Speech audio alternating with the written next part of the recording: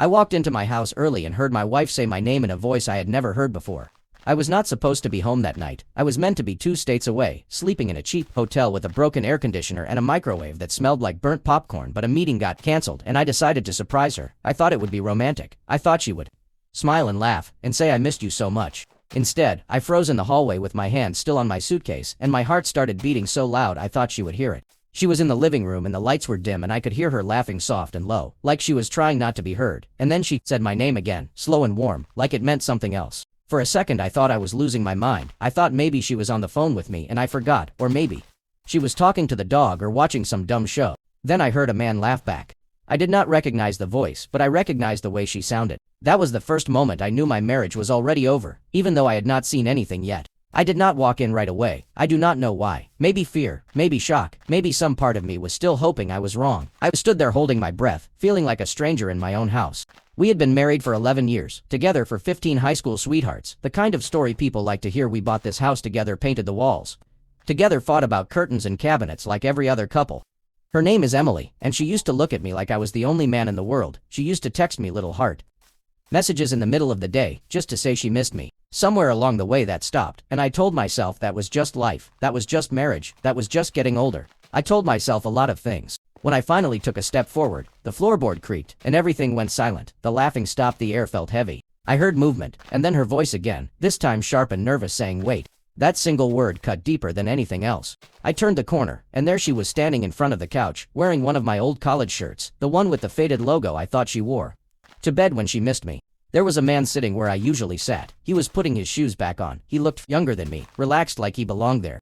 Emily looked at me, and her face drained of color. Her mouth opened, but no sound came out. I did not yell. I did not cry. I did not do anything dramatic. I just stood there and felt something inside me break clean in half. The guy stood up and started saying something like, "Hey man, this is not what it looks like." I held up my hand and he stopped. I asked Emily one question, only one. I asked how long. She did not answer right away. She looked at the floor, then back at me, then she started crying. That cry was different from any cry I had heard before. It was not sad, it was guilty. She finally whispered, almost a year. A year. I felt like the air got knocked out of my chest. I thought about all the nights I was out of town working overtime, all the times she said she was tired or had a headache or just wanted to sleep. I thought about our anniversary dinner that felt weird and forced and how she kept checking her phone. A year means this was not a mistake. This was a choice made over and over again. I told the guy to leave. He looked at Emily like he wanted permission, and she did not stop him. That hurt more than anything else. When the door closed, we just stood there looking at each other like strangers. She started talking fast, saying she was lonely, saying I was never home, saying she did not mean for it to go this far, saying she still loved me. Every word sounded rehearsed, like she had practiced this conversation in her head. I asked her if she loved him. She hesitated, and that was all the answer I needed. I picked up my suitcase and walked past her. She grabbed my arm and said, "Please do not go." I looked at her hand on my arm and thought about how that same hand had been on someone else. I pulled away and went to the guest room and closed the door. I sat on the bed all night staring at the wall, listening to her cry on the other side, and for the first time in my life I felt completely alone. The next morning she tried to act normal. She made coffee. She asked if I wanted breakfast, like we were just another couple having a rough patch. I could not look at her. I told her I needed space. I told her I was going to stay with my brother for a while. She nodded like she expected that, like this was just one step in a plan she had already thought through. As I packed a bag, I found something that made my stomach drop. In the back of our closet, hidden behind old jackets, was a small box. Inside it were photos of her and him smiling on a beach, holding hands at a concert, lying in a hotel bed. The dates on the back went back almost a year. She had saved them. That was when I realized this was not just an affair, this was a second life. I took the box with me when I left. I did not tell her I had it. On the drive to my brother's house, I kept thinking about every moment of the past year and wondering what was real and what was a lie. When I got there, my brother took one look at me and did not ask questions. He just handed me a beer and let me sit in silence. That night, as I lay on his couch, my phone buzzed. It was a message from a number I did not recognize. It said, "You deserve to know the truth about your wife." And my heart sank, because I knew whatever came next was going to be worse than what I already knew. I stared at that message until the screen went dark and my reflection looked back at me like someone I did not recognize. "You deserve to know the truth about your wife." Those words felt heavy, like they were pressing down on my chest. I thought I already knew the truth. I thought I had seen the worst of it. I thought nothing could hurt more than walking in on my own marriage falling apart in front of me. I was wrong. I sat up on my brother's couch and my hands were shaking. I almost did not reply because some part of me was Tired of pain, but another part needed answers, like I needed air. I texted back, "Who is this?" The reply came almost instantly, which told me whoever this was had been waiting. "My name is Sarah, and I think we need to talk about Emily and about Mark." Mark. That was the first time I heard his name, and it made everything more real, like giving a monster a face. I asked how she got my number. She said Emily gave it to me. That sentence did not make sense, and I told her that. She responded with, "I am Mark's wife." I felt sick. I had to get up and walk to the bathroom because I thought I might throw up. I gripped the sink and stared at myself, trying to process what that meant. Not only was my wife cheating, she was cheating with a married man. I went back to the couch and sat down hard and texted, "Why are you contacting me now?" There was a pause this time, a long one, long enough for my mind to fill with every possible scenario.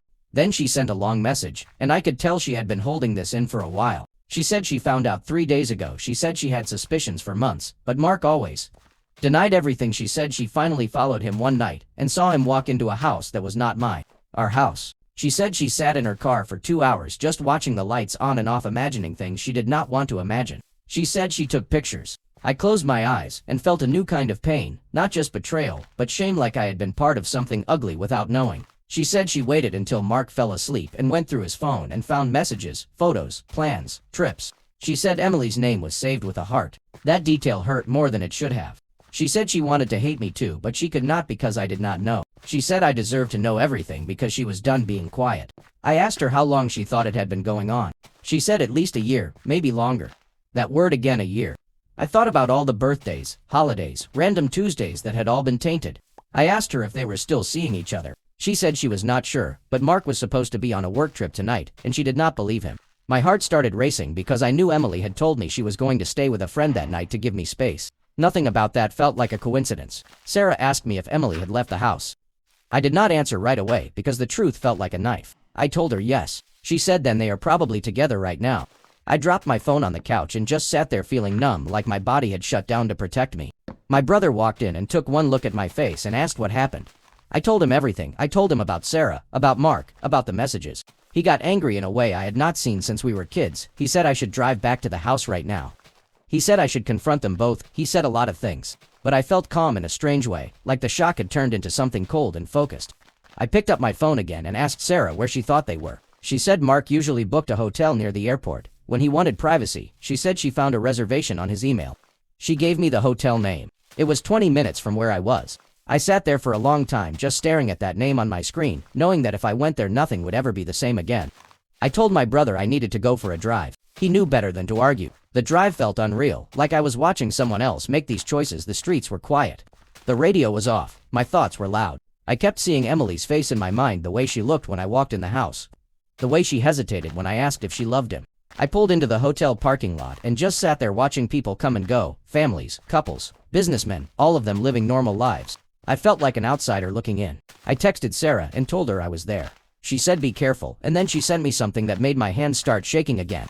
She sent me a photo. It was a screenshot of a text from Mark to Emily sent earlier that evening. It said, "I miss you already. Room 417. Room 417. I took a deep breath and walked inside. The lobby smelled like cheap coffee and carpet cleaner. The girl at the desk smiled at me and asked if I needed help. I almost laughed at how normal everything felt. I took the elevator up and every floor felt like a countdown. When I reached the 4th floor, my heart was pounding so hard I could hear it in my ears. I walked down the hall, slowly reading the numbers on the doors. 412. 413. 414. Every step felt heavy. When I stopped in front of 417, I just stood there for a long time with my hand raised. I thought about turning around. I thought about pretending I never came. Then I heard her laugh. That same soft laugh from the living room. I knocked. The laughing stopped. Footsteps approached the door. It opened. Emily stood there wrapped in a hotel robe, her hair still wet, her face relaxed, happy. Until she saw me. Her eyes went wide and her mouth dropped open just like before. But this time there was no confusion, no questions. Only fear. And from behind her I heard Mark say, "Who is it, babe?" That was the moment I realized this was not just about cheating anymore. This was about how far they were willing to go, and I was about to find out the hard way. Emily froze in the doorway like a deer caught in headlights, and for a second nobody spoke. The hallway was quiet, too quiet, like the building itself was holding its breath. Mark stepped into view behind her, shirtless, confused, still smiling until he saw me, and then everything changed. His smile dropped, his face tightened, and I saw panic flicker in his eyes. Emily whispered my name, but it sounded small and weak, like she did not own it anymore. I did not raise my voice, I did not yell, I just asked one simple thing. "Move." She did not. Mark put a hand on her shoulder like he had a right to touch her, like that was his place. That was when something inside me shifted. I stepped forward and Emily finally moved out of the way. The room looked exactly like you would expect a hotel room to look, like rumpled sheets, clothes on the floor, a half-empty wine bottle on the table. But there was one thing that stood out. 2 toothbrushes in the bathroom cup. I felt something cold run through my veins. This was not a one-time thing. This was comfortable. This was routine. I turned to Emily and asked how many times. She started crying again, but this time it sounded more like fear than guilt. Mark tried to talk. He said we should calm down. He said we should talk like adults. I looked at him and said, "You do not get to speak." He shut up immediately. I asked Emily again how many times. She whispered, "I do not know." That answer was worse than a number. I asked her if she ever planned to tell me. She looked at Mark before answering. That was all I needed to see. I pulled out my phone and showed her the box of photos I had found. I told her I took them. I told her I knew about the trips, the concert, the beach. Her knees buckled and she sat on the bed like she could not hold herself up. Mark looked at the photos and his face went white. I turned to him and asked if his wife knew. He did not answer. I asked again. He shook his head slowly. I told him she knew now. That was when he lost it. He started swearing, saying his life was over, saying I ruined everything. I almost laughed at that. Emily looked at me with tears streaming down her face and asked what I was going to do. I told her I did not know yet, but I knew one thing. I was done protecting her. I walked out of the room without another word.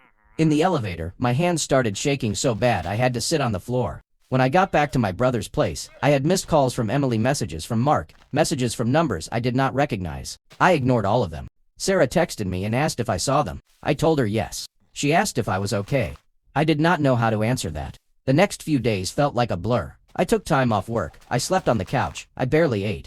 Emily kept texting, apologizing, begging, saying she would do anything, counseling transparency, cutting contact. She swore it was over. I did not reply. Then something unexpected happened. Emily showed up at my brother's house. She looked different, smaller, like the confidence had drained out of her. My brother wanted to throw her out. I asked him to give us a minute. We sat at the kitchen table across from each other like a business meeting. She told me the truth, or at least her version of it. She said it started as complaining about me, about my hours, my absence. She said Mark made her feel seen. She said she never meant to fall in love. That word hit hard. I asked her if she loved him. She said I do not know. That hurt more than a yes. She told me she chose me that night at the hotel, that seeing me made her realize what she was about to lose. I asked her why she did not choose me months ago. She did not have an answer. Then she said something that changed everything. She said she was pregnant. The room started spinning. She said she did not know who the father was. I stared at her, feeling like the ground had opened up under me. She said she found out a week ago. She said she was going to tell me after she figured it out. I asked how long she was. She said almost 3 months. I did the math in my head and felt sick. I asked her to leave. She begged, she cried, she grabbed my hands. I pulled away. After she left, I sat there for hours, not moving, not thinking. My phone buzzed. It was Sarah. She said Mark came clean. She said he told her everything. She said he admitted he thought Emily was going to leave me. She said he wanted the baby to be his. I closed my eyes and felt tears finally fall. That night I realized this was no longer just about betrayal. It was about a child, about truth, about choices that could not be taken back. And I had no idea what I was going to do next. Because in that moment I knew whatever decision I made would destroy someone. And I was not sure I could live with that. I did not sleep that night or the next. One time lost meaning when every thought felt like it was on fire. A baby. That word echoed in my head over and over, like a hammer. I kept seeing Emily sitting at that kitchen table, her hands on her stomach, her eyes full of fear and hope and guilt all at the same time. I thought about the life we planned, the names we once talked about late at night, the room we never turned into a nursery, because timing was never right. Now timing did not matter. I got a call from work asking if I was coming back. I told them I needed more time. I could hear the concern in their voice, but I did not care. I was barely holding myself together. Emily kept sending messages, long ones, short ones, voice notes, crying, promising, swearing. She said she would get a paternity test as soon as possible. She said she would cut Mark out forever. She said she would do whatever I asked. Every message felt like pressure, like she was asking me to save her from the consequences of her own choices. Sarah texted me too. She said Mark moved out. She said he was staying with a friend. She said he was talking about lawyers already. She said he was telling people Emily was his soulmate. That made me physically ill. I met Sarah for coffee 2 days later. She wanted to talk face to face. She looked tired, dark circles under her eyes, her hands wrapped tight around her cup. We sat there in silence for a long time, two strangers connected by the same wound. She told me she was filing for divorce. She said she could never trust him again. She said every memory felt like a lie. I told her I did not know what I was going to do. She looked at me and said something I was not ready to hear. She said, "Whatever you choose, you are not the villain." I did not feel that way. Later that night, Emily called again. I almost did not answer, but I did. She sounded calm, like she had made a decision. She said she was going to keep the baby no matter what. She said she hoped I would be there. I asked her if Mark knew. She said yes. I asked her what he said. She hesitated then, said he was willing to step up if I would not. That sentence broke something in me that I did not know was still intact. I told her I needed space again. She said she was running out of time. The next morning I went back to the house for the first time since I left. Walking in felt like walking into a museum of a life that was already dead. Everything was exactly where I left it: her shoes by the door, a coffee mug in the sink, our wedding photo on the wall. I took it down. In the bedroom I found something else. An envelope in her nightstand. Inside was a letter written months ago, addressed to me, but never given. She wrote about feeling lonely, about feeling like she was losing me, about being afraid to speak up. She wrote about meeting someone who made her feel alive. She wrote about hating herself for loving the attention. She wrote about planning to end it. The date on the letter was 8 months ago. She never ended it. At the bottom she wrote, "I do not know how to fix what I have broken." Neither did I. That evening Mark texted me directly. He asked to talk. Against my better judgment, I agreed. We met in a parking lot like two criminals. He looked nothing like a man in love. He looked desperate. He told me he loved Emily. He told me he believed the baby was his. He told me he was ready to start a life with her. I asked him if he knew she was still texting me, begging me to come back. He did not answer. I told him she told me he would step up. That was when he got quiet. He finally said he thought I would walk away. I realized then that both of them had built their future on the assumption that I would remove myself. That hurt more than the cheating. I went home and sat alone in the dark. I thought about staying. I thought about leaving. I thought about raising a child that might not be mine. I thought about walking away from a baby that might be. There was no option without blood on it. The next day Emily showed up again. She looked tired but determined. She asked me to come to the first doctor appointment with her. She said she could not do it alone. I looked at her and saw the woman I loved and the woman who destroyed me standing in the same body.